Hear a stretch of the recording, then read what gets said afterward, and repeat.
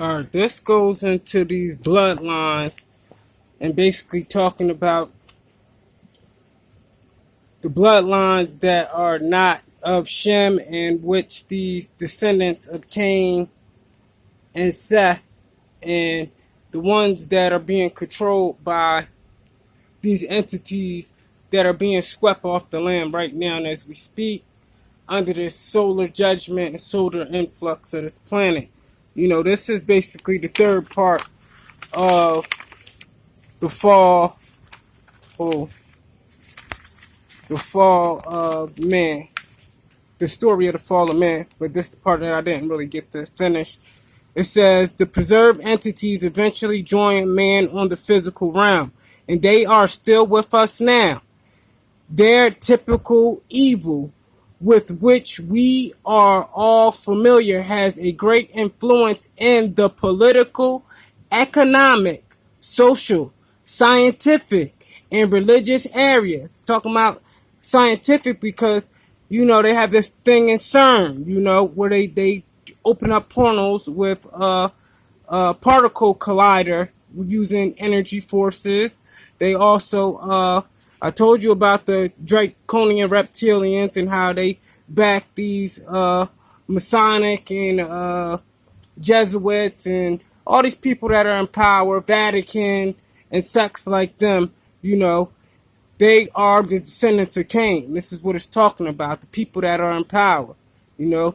That's why you're going to see a lot of things here in this end part, because as it was in the beginning, so shall it be in the end. So things that they were normal to the naked eye now, you'll be able to see again once this veil is removed in this apocalypse, which is a great veil, and the age of Aquaria, the end of the age what Jesus was talking about in the Bible, but not the end of the world. It's just a reset of the planet, pole shift, meaning roles shift, a reverse in roles, and these descendants of Cain are being swept away, and they're backed by these evil, entities. The perverse entities eventually join man on the physical realm, and they are still with us now.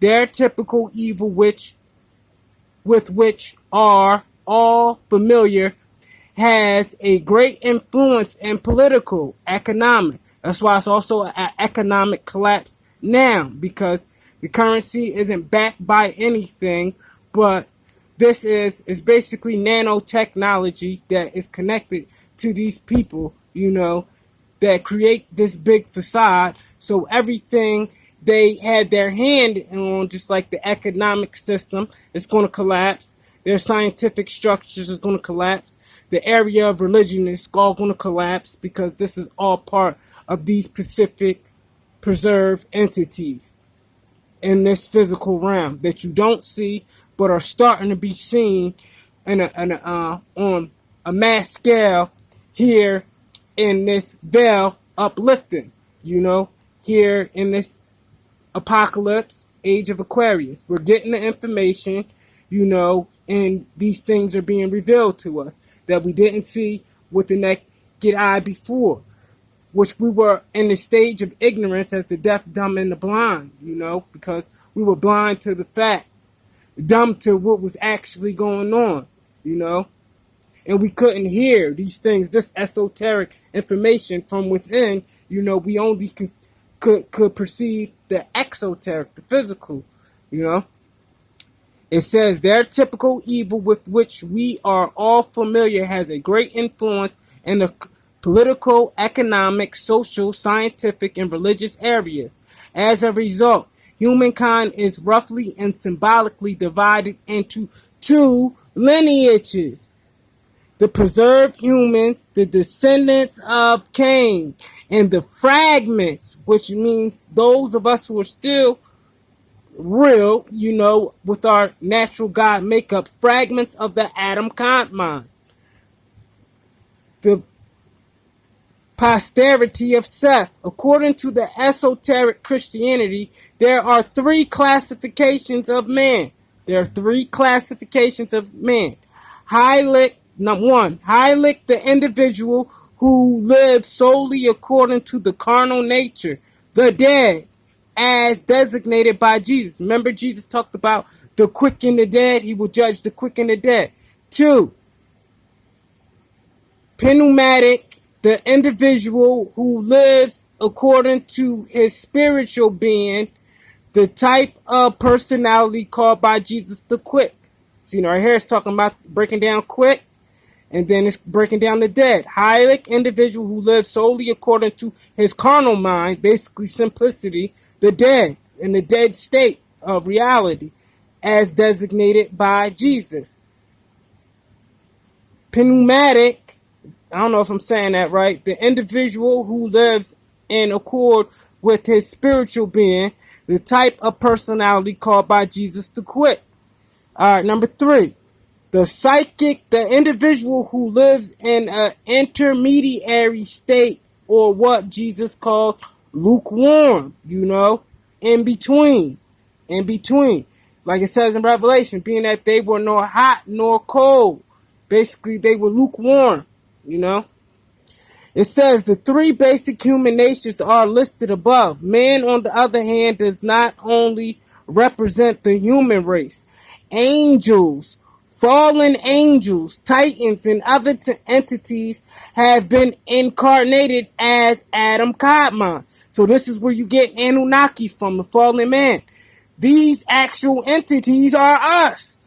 We are these things that fall, but they're incarnated in what is happening now, if that's making any sense. So it's basically saying that we lived on different realms of comprehension and knowledge, wisdom, and understanding, but this is us doing the same thing over and over again. This is history repeating itself, so we wait for the path. Let's read that again. The 3 basic human natures are listed above. Man, on the other hand, does not only represent the human race. Man. So when you think of man, you thinking just human, But there's a difference. Angels, fallen angels, titans, and other entities have been incarnated as Adam Kadmon. That's why in Psalms 82 it says, ye are all gods and children of the Most High, because these are all images, created in the likeness of God. Some are fallen, some are regular angels, some are titans, some of them, but these are, us at different states of being, have been incarnated as Adam Kadmon, as described in Genesis. Genesis means the genealogy, the generations of Isis, and the book of Enoch. The sons of God did cohabit with human spirits to generate hybrids. Alright, you see what it's saying there? It says the sons of God did cohabit with human spirits to generate hybrids. In the Kabbalah, the entire drama of man's fall correlates to the 4 worlds or stages of development. At Zilloth, the world of archetypes corresponds with the impetus and commencement of a new man Vantara. 2. Briar, the world of creation, corresponds with the emanations of beings, the period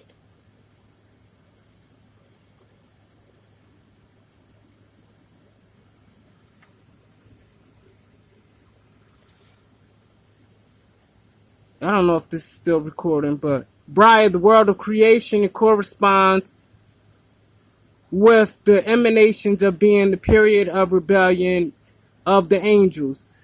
Zetzirah, the world of formation, corresponds with the creation of the lower spiritual realms and the actual fall of the rebel angels.